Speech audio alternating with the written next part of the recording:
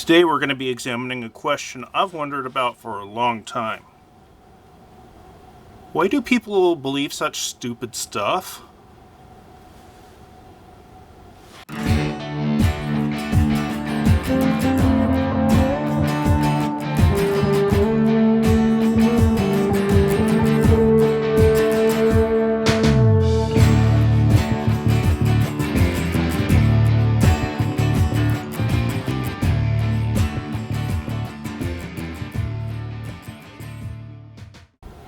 My first thought in reading the Carl Sagan piece was, I'm very thankful we live in a place where people don't believe blatant lies.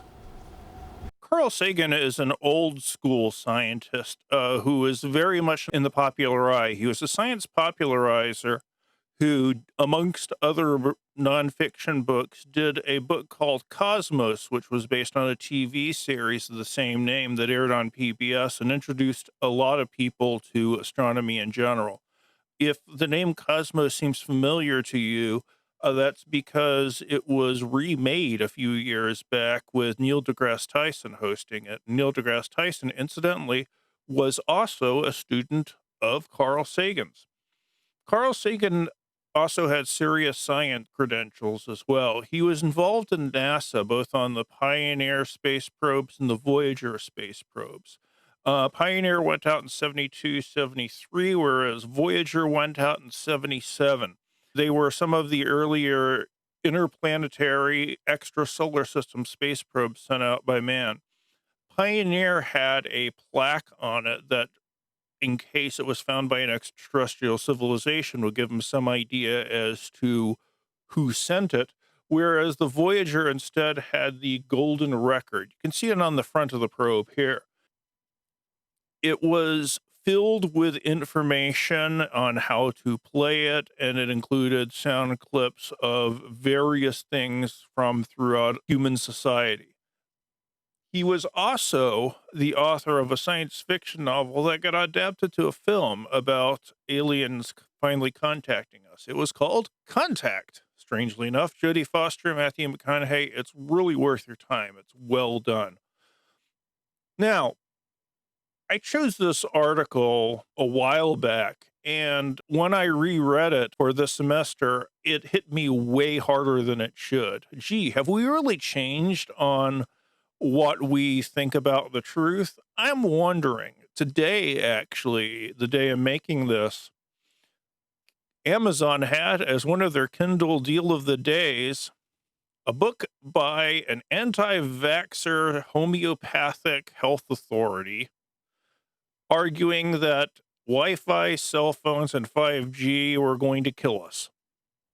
Do we still believe in truth? No. But thanks to people like this, when I hear about untruths, I tend to end up thinking about in terms of conspiracy theories. We all know the big conspiracy theories. Some of the more famous ones out there is that there are aliens in Area 51 in the Arizona desert. I believe that alien autopsy was mentioned in the article. There are more popular culture-oriented ones, like Paul McCartney died in 66 and was replaced by a lookalike. There are people who still think that Walt Disney's head was frozen and is in some part of Disneyland in California. And the wonderful urban legend about the guy who built a car that ran off of pure water, but he was suppressed by world government. Okay. And if we want to go for a bigger scale, people who think the moon landing was faked is a pretty big one. And people who think the Earth is still flat. Conspiracy theories can get a bit wacky as well.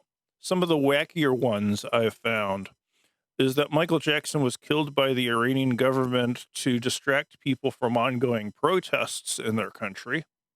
I didn't know Michael Jackson was so big in Iran, but whatever. The Smurfs cartoon was an allegory for the KKK, and that Nazis were on the moon. There are some more ridiculous ones as well, but if I spent all my time talking about ridiculous conspiracy theories, would never move on to the really interesting stuff. About the one conspiracy theory that there used to be streetcars in a lot of major cities. until GM, Standard Oil, Phillips Petroleum, and Firestone bought up controlling interests in the company that owned them and shut them all down, forcing people to drive cars instead. Thing is, this is true. It really did happen. And that's a difficulty with conspiracy theories, is there's lots of things that sound like they might be conspiracy theories that we end up finding out are actually true. The selfie was invented by the CIA and made popular on social media so that they could add you and your friends' faces to their global recognition database. This one sounded particularly silly. Until Edward Snowden released a whole lot of CIA and NSA documents where we found out such things as they can remotely turn on your computer camera to spy on you. This is the thing. When reality starts getting into conspiracy theories, what in the heck do you believe? Do you think that the CIA might have ever tried to control people by doping them with drugs? Well, that's MK Ultra actually, and it did happen. They were testing out LSD as a possible weapon in war, either to one, feed it to our people to make them invincible super soldiers, or two, to poison an entire town's water supply and make everybody too stoned to fight back. And they did, in fact, those people in area groups without their knowledge. And yes, people did die as a result. But then again, the silly comes back in, and we find out that such things as the reason Justin Bieber is the way Justin Bieber is because he's an MK Ultra victim. He's not the only one, though. Miley Cyrus, Britney Spears, that's why she went crazy and shaved her head a few years back. And any number of divas, anywhere from Marilyn Monroe to Rita Hayworth to Madonna to Beyonce to blah, blah, blah, blah. And when I was researching conspiracy theories, the vast majority of ones I found nowadays were about President Obama,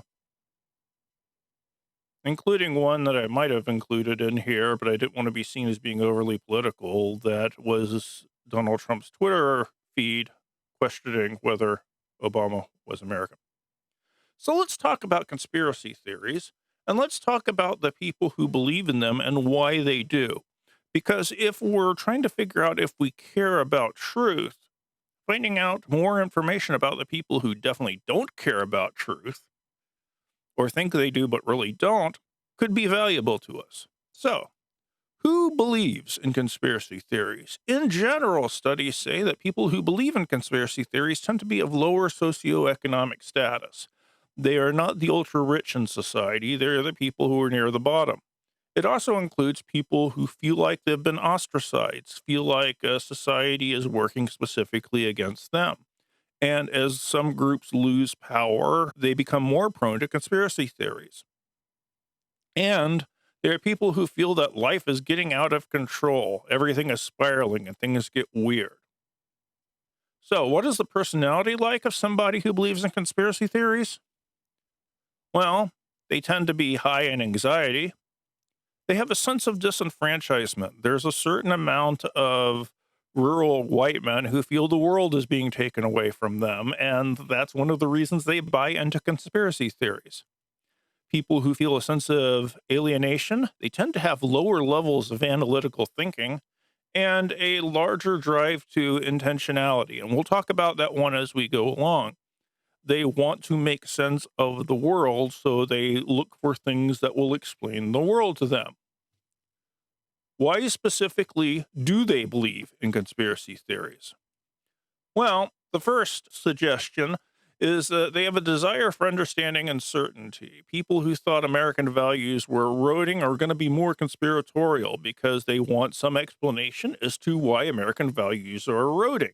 There are people who desire control and security, particularly for people who feel that the world is passing them by or the world is actively working against them, i.e. those threatened white males we were talking about earlier. Conspiracy theories provide good scapegoats. Why am I losing my job? Why is my way of life going away? Why is my small town dying? Well, I could think about all these complex things, but I could just blame it all on the Jews or something like that. They seem silly to us, but if you don't interrogate the actual conspiracy theory all that much, it tends to make the people feel that there's at least a known enemy, which is a favor for them. And they're people who want to think good about themselves. They have a desire to maintain a positive self image. And being one of the few people who knows the real truth, that they hold the secret special knowledge. That's one thing that conspiracy theories give to people that help pump up their image. What a lot of this boils down to is something that's true about humans and the way we think. We'll talk more about cognitive biases later because they're very important. But the big one here is humans tend to have a narrative bias. We prefer stories that give us some feeling of order in the universe. When we're faced with a bunch of random occurrences, we will go out of our way to look for an explanation, even if there's not necessarily an explanation, or at least an explanation that we can easily grasp. We'll favor some kind of explanation over accepting that the world has no order. So we feel threatened, and there's these stories out there. And because those stories will at least give us a sense of knowing what's going on, we'll fall towards them. So do we care about truth? Well, the one argument here is we care a lot more about having a good explanation. You can see how this might lead us to problems. Now, I want you to use this knowledge and this information very carefully. Try not to start any conspiracy theories about me, please. Please? Please! See you next video.